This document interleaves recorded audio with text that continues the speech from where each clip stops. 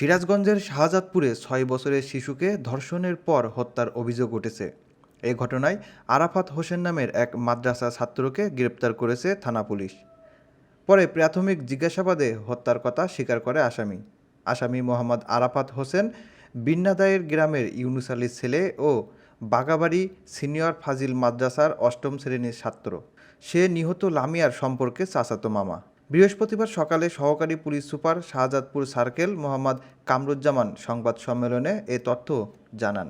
বুধবার ভোরে উপজেলার রূপবাটি ইউনিয়নের বিন্নাদায়ের গ্রামে আওয়ামী লীগ নেত্রী রূপা খাতুনের পরিত্যক্ত বাড়ির সেফটি ট্যাঙ্ক থেকে মরদেহটি উদ্ধার করা হয়। এ সময় পরিত্যক্ত বাড়ির কক্ষ থেকে বিভিন্ন নেশার সরঞ্জাম উদ্ধার করা হয়। সহকারী police super Shahzadpur circle Mohammad Kamruzzaman সংবাদ সম্মেলনে জানান, গত ৩ জুন দুপুরে ছোট বিন্নাদায়ের গ্রামে আওয়ামী লীগ নেত্রীর পরিত্যক্ত বাড়িতে জামরুল কুড়াতে যায় শিশু লামিয়া।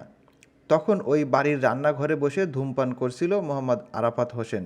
বিষয়টি লামিয়া দেখে ফেললে তার নানাকে বলে দেওয়ার কথা বললে তাকে মুখ চেপে ধরে আরাফাত। এ সময় লামিয়া জ্ঞান হারিয়ে ফেললে মুখের মধ্যে গামছা ঢুকিয়ে দেওয়া হয়। পরে বাড়ি থেকে স্কচ টেপ এনে হাত বেঁধে মুখে পেঁচিয়ে ধর্ষণ করে।